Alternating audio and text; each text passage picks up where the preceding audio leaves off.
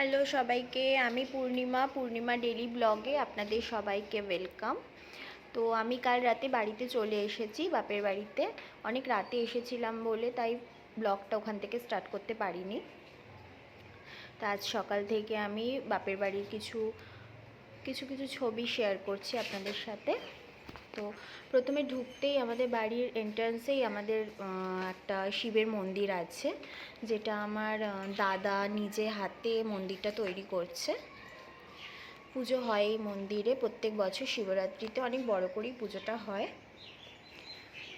দেখুন মন্দিরটা পুরো ইট কাটিং সমস্ত কিছু দাদার হাতের তৈরি। এটা আমাদের তুলসী মন্দির।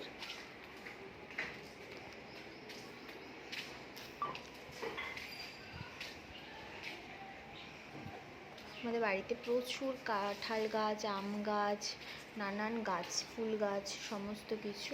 অ্যাকচুয়ালি খুব শৌখিন আমাদের বাড়িতে, সবাই গাছপালা খুবই পছন্দ করে কারণে। এটা হলো আমার ভাইয়ের পাখি, এই পাখিটা ভাই পোষে। এটা আমার বড়দার ছেলে, যে এখন কিনা পড়াশোনা করছে।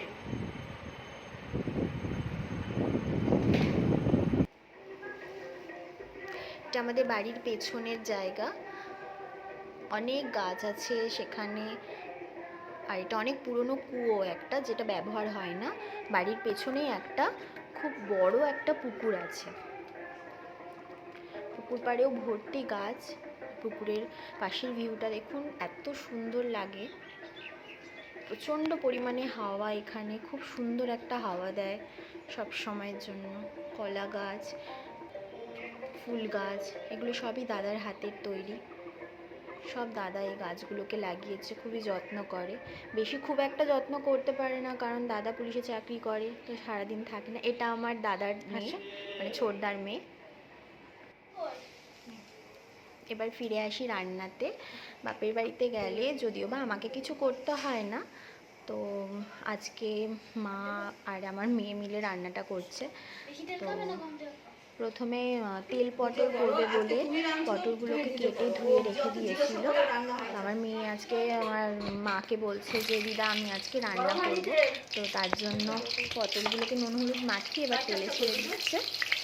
ওকে একটু বলে বলে দিতে হচ্ছে, ও তো এখনও রান্না সেরকম পারে না।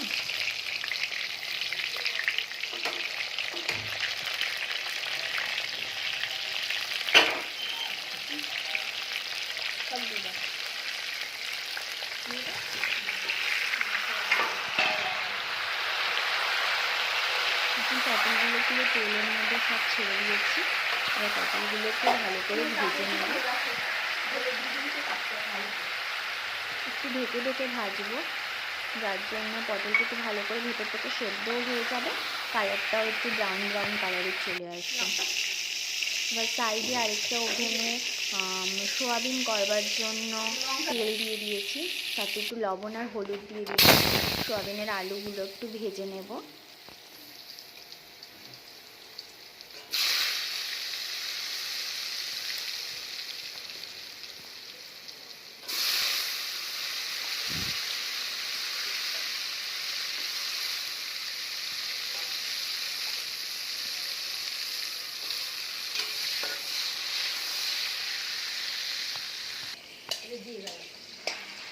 ওদিকে আলুটা ভাজা হচ্ছে, পাশে কড়াই বসিয়ে দিয়েছি। পটলগুলো ভাজা হয়ে নামিয়ে দিয়েছি, সেটা স্কিপ হয়ে গেছে।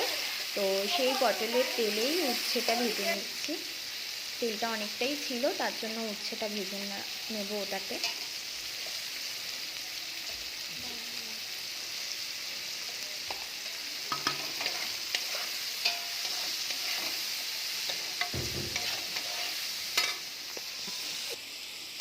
উচ্ছেটা ওপাশে হালকা ওভেনটা একটুখানি সিমে করে দিয়ে দেখুন আলুটা ভাজা হয়ে গেছে। আলুটা তুলে নিচ্ছি থালাতে।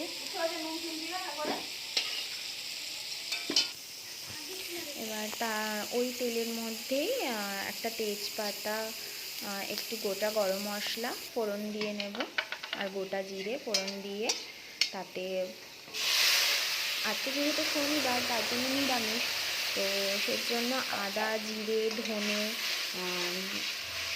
হলুদ গুঁড়ো সমস্ত কিছু দিয়ে একটা পেস্ট বানানো আছে। তো সেই পেস্টটা দিয়ে মশলাটা ভালো করে তেলে সাঁতলে নিচ্ছি যতক্ষণ না তেল বেরোচ্ছে মশলা থেকে। একটু নুন অ্যাড করে দিলাম।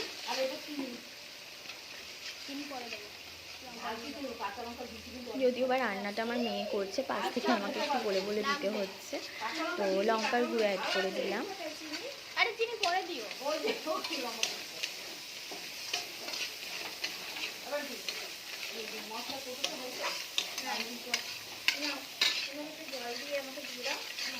ওর শখটা মামার বাড়িতে আসলেই জাগে যে একটু রান্না করব, কারণ বাড়িতে তো আমি করতে দিই না ওকে সেরকম একটা কিছু। আর বাড়িতে পড়ার চাপটাও থাকে, মামার বাড়িতে একটু হালকা থাকে, তার জন্যই করছে। দেখুন তেলটা বেরিয়ে গেছে।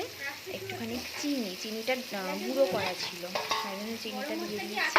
তো এবার আমি আলুটা দিয়ে দিতে বললাম ওকে, আলুটা একটু দিয়ে দে, তাহলে আলুটা একটু সেদ্ধ হয়ে যাবে মশলাতে। এবার সোয়াবিনগুলো আপনার গরম জলে ভালো করে সেদ্ধ করে জলটা চিপে রেখে দিয়েছিলাম। এবার সোয়াবিনগুলো কষানোর মধ্যে দিয়ে দিলাম। এবার একটু মশলাটা ভালো করে নাড়িয়ে চাড়িয়ে সোয়াবিনের মধ্যে পুরো লাগিয়ে নিলাম।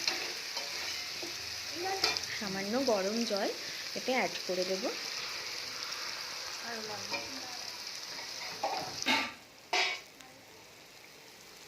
জলটা একটু কম হয়েছে বলে পরে আবারও একটু জল অ্যাড করতে হয়েছিল। একটু জল লাগবে, আলুগুলো সেদ্ধ হবে না।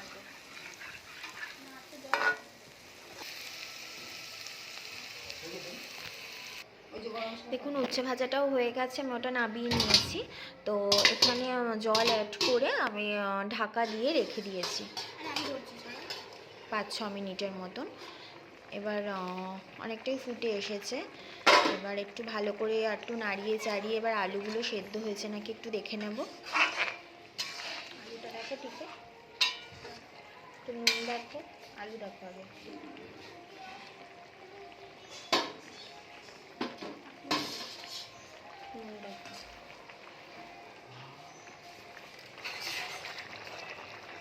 এবার সামান্য ঘি, আলু সেদ্ধ হয়ে গেছে, এবার ঘি ছড়িয়ে তাতে গরম মশলা ছড়িয়ে একটু ঢাকা দিয়ে রাখবো যাতে ফ্লেভারটা ওর মধ্যেই থেকে যায়, উড়ে না যায়, তার জন্য ঢেকে রাখবো একটু।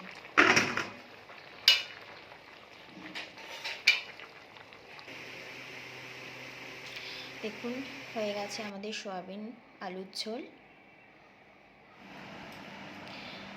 মা এই পটলের তরকারিটা করেছিল, তেল পটল, এটা আমরা আর কিছু করিনি। তো এই রান্নাই হয়েছে আজকে, সয়াবিন আলুর তরকারি, মুগ ডাল, আলু সেদ্ধ মাখা, উচ্ছে ভাজা, আর একটু কুমড়ো শাক হয়েছিল, আর তেল পটল হয়েছিল। তো এই ছিল আজকের রান্না। বিকেলবেলা আরও ভালো ইন্টারেস্টিং ব্লগ আসবে, সঙ্গে থাকুন।